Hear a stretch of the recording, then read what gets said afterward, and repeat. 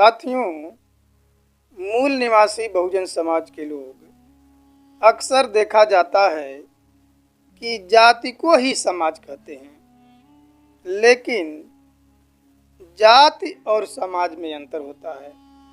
जैसे लोग कहते हैं चमार समाज, खट्टिक समाज, धोबी समाज, पासी समाज, कुर्मी समाज, कहार समाज, महार समाज, ऐसा लोग कहते हैं। लेकिन जातियां हैं न कि समाज, ये सब जाति हैं। देखिए, समाज शब्द की परिकल्पना में व्यक्तियों को जोड़ने का भाव होता है और जाति शब्द व्यक्तियों को तोड़ने का भाव है। यानी जाति और समाज एक दूसरे के पर्याय नहीं हैं, लेकिन हमारे लोग जाति को ही समाज कहते हैं। ये जो जाति है, ये समाज को तोड़ने का ब्राह्मणी षड्यंत्र है, क्योंकि ब्राह्मण हमको गुलाम बनाने के लिए तरह तरह की समस्याएं पैदा करता रहता है। और उसी समस्याओं में एक समस्या जात की भी समस्या है। आखिर में ब्राह्मणवाद क्या है? बाबा साहब डॉक्टर B.R. अम्बेडकर ने इसको एक लाइन में व्याख्या किया है कि the essence of inequality in a Brahmanism, यानी जो असमानता का सार है वही ब्राह्मणवाद है। तो ब्राह्मण मूल निवासी बहुजन समाज के लोगों को गुलाम बनाने के लिए तरह तरह का उपाय करता है कि कैसे हमें अनपढ़ और गंवार लोगों को गुलाम बनाना है और कैसे पढ़े लिखे लोगों को गुलाम बनाना है। तो ये क्या करता है? वो भ्रमित करने का काम करता है। वह सोचता है कि यदि अनपढ़ और गंवार लोगों को अगर अज्ञानी बनाने का कार्यक्रम चलाया जाए तो इससे ज़्यादा प्रभाव पड़ने वाला नहीं है, क्योंकि अनपढ़ और गंवार लोगों का बात तो पढ़े लिखे लोग मानते ही नहीं हैं। उनका समाज पे छाप कोई पड़ेगा ही नहीं। और यदि पढ़े लिखे लोगों को अज्ञानी बनाने का कार्यक्रम चलाया जाए तो आसानी से वो अज्ञानी नहीं बन सकते हैं, क्योंकि वह पढ़ा लिखा है, इसलिए उसके अंदर तर्क करने की शक्ति मौजूद होती है। वह तर्क कर सकता है, इसलिए इसे भ्रमित न करके इसे भ्रमित किया जाए, उसको अज्ञानी न बना करके भ्रमित करने का काम किया जाए।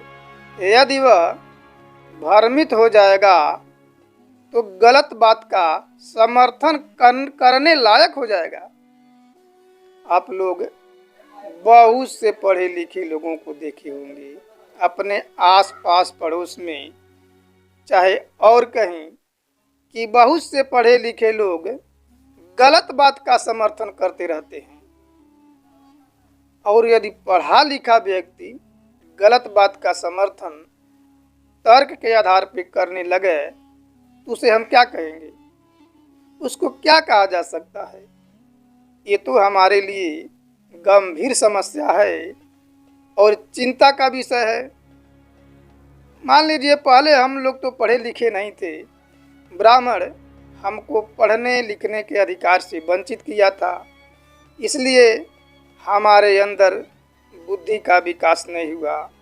बुद्धि का विकास नहीं होने के कारण विवेक का विकास नहीं हुआ, और बुद्धि और विवेक के बिना हम लोग सही और गलत में अंतर ही नहीं समझ पाए, बल्कि गलत बात को सही समझ करके अमल करते रहे, और गलत बात को सही समझ के अमल करने के कारण हमारा ये पतन हुआ। तो ये तो अज्ञानी लोगों को, यानी गंवार लोगों को अज्ञानी बना करके, अशिक्षित बना करके गुलाम बनाने का ब्राह्मणों का षड्यंत्रकारी हथियार है।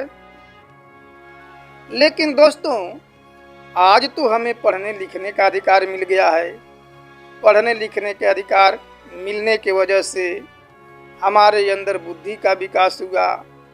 बुद्धि का विकास होने से हमारे अंदर विवेक का विकास हुआ, और बुद्धि और विवेक से हमें गलत और सही में फर्क समझ में आ गया कि क्या गलत है और क्या सही है। और जब गलत और सही का फर्क समझ में आता है तो इंसान को नेतृत्व करने का क्षमता पैदा होता है, फैसला करने का क्षमता पैदा होता है। और जब नेतृत्व करने का क्षमता पैदा होता है तो संगठन का निर्माण होता है, और संगठन से आंदोलन का निर्माण होता है, और वही आंदोलन बाद में जा कर के जनव्यापी आंदोलन में रूपांतरित हो जाता है। अतः स्पष्ट है कि जन आंदोलन से हम अपनी बड़ी से बड़ी समस्याओं का समाधान कर सकते हैं, और ये काम पढ़ा लिखा ही व्यक्ति कर सकता है, क्योंकि वह करने लायक होता है।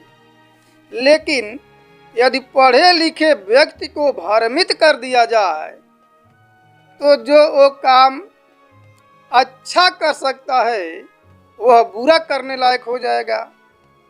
तो इसलिए पढ़े लिखे लोगों को भ्रमित करने के लिए ब्राह्मण मनी और मीडिया का सहारा व्यापक पैमाने पे ले रहा है, और हमारे लोग मनी और मीडिया के द्वारा ही बहस करते हैं, डिस्कस और डिबेट करते हैं। ये सब पढ़े लिखे लोगों को गुलाम बनाने का ब्राह्मणी षड्यंत्र है। दोस्तों, वर्तमान समय में हमारे ही समाज में, हमारे समाज के महापुरुषों के आंदोलन के परिणाम स्वरूप हमारे समाज में बुद्धिजीवी वर्ग का निर्माण हुआ। बुद्धिजीवी वर्ग पैदा हुए, और वे बुद्धिजीवी वर्ग किसी भी आंदोलन में शामिल हो करके आंदोलन को सफल बना सकते हैं। लेकिन यदि वह भ्रमित है तो हमारे आंदोलन में शामिल न हो करके वे हमारे आंदोलन में शामिल होने से कतराता है, बल्कि वह दुश्मन के आंदोलन में शामिल हो सकता है। और जब हमारा भाई दुश्मन के आंदोलन में शामिल होगा तो दुश्मन से भी ज़्यादा घातक होगा, दुश्मन से भी ज़्यादा खतरनाक होगा। यदि हम अपने दुश्मन की पहचान कर लेते हैं, जानते हैं, पहचानते हैं, तो हम लोग अपने लोगों से कह सकते हैं, चेतावनी देते हैं कि देखिए ये हमारा दुश्मन है, हमारे साथ कभी धोखा कर सकता है। लेकिन और लोग मान भी जाएंगे कि हाँ वो हमारा दुश्मन है, उससे सतर्क रहना है, और वो सतर्क हो जाते हैं। लेकिन यदि हमारा भाई दुश्मन के कैंप में है तो हमारे खुफिया गतिविधियों का और रणनीति का सूचना दुश्मन तक पहुंचाता रहेगा, और फिर भी हम उसे अपना समझते रहेंगे, क्योंकि ये हमारी मानसिकता हो गई है कि वह अपने जाति का है, अपने समाज का है, अपना भाई है, इसलिए हम उसके साथ रहते हैं। लेकिन वह हमारे सभी गतिविधियों की जानकारी, सभी योजना की जानकारी, रणनीति की जानकारी हमारे दुश्मन तक पहुंचाता रहता है, और वैसा व्यक्ति समाज के लिए, संगठन के लिए और लोकतंत्र के लिए घातक होता है। इसीलिए हमारा भाई अगर दुश्मन के खेमे में है इसीलिए हमारे पक्ष में जनमत नहीं बन पाता है, जबकि लोकतंत्र में जनमत महत्वपूर्ण होता है। बाबा साहब इसीलिए कहे थे कि जाति और जनतंत्र यानी लोकतंत्र एक साथ नहीं चल सकता। लेकिन हमारे देश में लोकतंत्र भी है और जाति भी है, यानी जाति और लोकतंत्र साथ में चल रहा है। हमारे देश का जनतंत्र हमारे अपने लिए है, लेकिन दुनिया का लोकतंत्र दुनिया के लिए है। और हमारे देश का लोकतंत्र शासक वर्ग के लोग केवल अपने लिए चलाते हैं, आम जनता के लिए नहीं चलाते हैं, बल्कि अपने स्वार्थ के लिए चलाते हैं, अपने हित में चलाते हैं। तो दोस्तों, बाबा साहब इस बात को कहे थे कि जाति और जनतंत्र या लोकतंत्र एक साथ नहीं चल सकता है।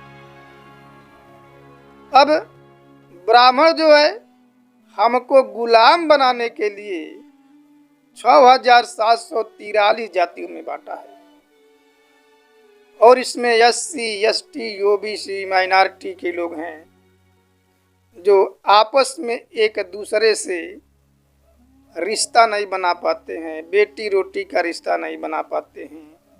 यानी जातियों को मिल करके समाज बनाना पड़ता है, जाति समाज नहीं होता है। समाज बनाने के लिए सभी जात के लोग जो मूल निवासी बहुजन समाज के लोग इकट्ठा हैं, और इकट्ठा हो करके आपस में यदि बेटी रोटी का रिश्ता करते हैं, खान पान करते हैं, अंतर जाति विवाह करते हैं, तो वहाँ पे वर्ग विहीन और जाति विहीन समाज का निर्माण होता है, और उसी को समाज कहते हैं। नहीं, ये तो केवल जातियां हैं। चमार समाज, खट्टिक समाज, धोबी समाज, पासी समाज, सैनी समाज, माली समाज, कहार समाज, उर्मी समाज, महार समाज, ये समाज नहीं है बल्कि ये जातियां हैं। ब्राह्मण समाज को तोड़ने के लिए ही जातियों का निर्माण किया है, और हम लोग जाति को समाज कहते हैं।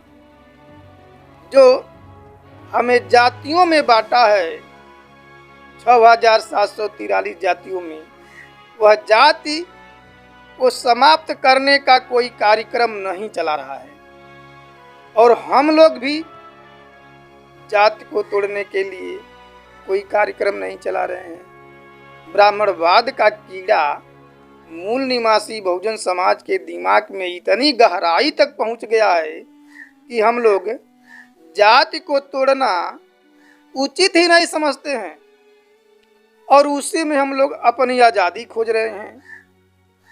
अरे भाई, जब तक हम गुलाम रहेंगे, जातिवादी गुलाम, मानसिक गुलाम रहेंगे, तो आज़ाद कहाँ हो सकते हैं। तो पहले तो हम लोगों को जाति तोड़ने के लिए एक आंदोलन चलाना चाहिए। जाति तोड़ो और समाज जोड़ो आंदोलन की आवश्यकता है। राहुल गांधी क्या करता है? भारत जोड़ो अभियान चला रहा है। अरे भारत तो जुड़ा ही है, उसको जोड़ने की क्या आवश्यकता है? वो तो सभी जो है प्रदेश भारत में ही जुड़े हुए हैं। अगर तुम्हारे दम है तुम्हारे में, तो जाति तोड़ो समाज जोड़ो अभियान चलाओ। तो ये जो है कि ब्राह्मणों का मूल निवासी बहुजन समाज के लोगों को भ्रमित करने का कार्यक्रम आज के डेट में राहुल गांधी के द्वारा चलाया जा रहा है, जबकि हमें मूल निवासी बहुजन समाज के लोगों को जाति तोड़ो समाज जोड़ो आंदोलन चलाना चाहिए, और मूल निवासी बहुजन समाज के लोगों को आज़ादी के लिए एक तीसरा मोर्चा का तैयारी करना चाहिए। नहीं दोस्तों, यदि इस बार ब्राह्मणवादी की सरकार आ गई 2024 में, तो आपकी आने वाली 3 पीढ़ियाँ गुलाम हो जाएगी। हम लोग तो ऐसे तैसे किसी तरह से अपनी ज़िंदगी काट रहे हैं। हमारा यदि बालक 20 वर्ष का है वो नौकरी नहीं पाया तो अधिकार वंचित हो जाएगा। अधिकार वंचित को गुलाम कहते हैं। और जिसका लड़का अगर 10 साल का है, अगर 5 साल बीजेपी की सरकार और रह गई तो आपके आने वाला 10 साल का जो बालक है, वो जो 10 साल के बाद नौकरी पा सकता है, रोजगार पा सकता है, उसको भी मिलने वाला नहीं है, वो भी गुलाम हो जाएगा। यानी इस बार अगर बीजेपी की सरकार 2024 में आ गई तो आप 3 पीढ़ी गुलामी करने के लिए तैयार हो जाइए। दोस्तों, ये ब्राह्मणों का बहुत बड़ा षड्यंत्र है। और ब्राह्मण जाति और समाज में अंतर को समझता है, लेकिन हमारे लोग जाति को ही समाज कहते हैं। हमें समाज बनाने की आवश्यकता है, जाति तोड़ने की आवश्यकता है। इसके लिए आप लोग एक मंच पे आइए, एक बैनर तले आइए, तभी हमारी समस्याओं का समाधान हो सकता है। क्योंकि ब्राह्मण आज हमारे सामने राष्ट्रव्यापी समस्या पैदा कर दिया है। इसलिए हमें राष्ट्रव्यापी आंदोलन खड़ा करने की आवश्यकता है, राष्ट्रव्यापी संगठन बनाने की आवश्यकता है, जो संगठन बन भी चुका है भारत मुक्ति मोर्चा के द्वारा, वामसेब के द्वारा। आपको दूसरा संगठन भी नहीं बनाना है। आप लोग इसके बैनर तले आइए और आ करके अपने आज़ादी की लड़ाई लड़िए, तभी सही मायने में हम अपने देश में शासक बन सकते हैं और आने वाले जनरेशन को आज़ाद कर सकते हैं। तो दोस्तों, आप लोग ऐसा करेंगे, हमारा आशा और विश्वास है। आप लोगों ने हमारी बात को ध्यानपूर्वक सुना, उसके लिए धन्यवाद। जय मूल निवासी।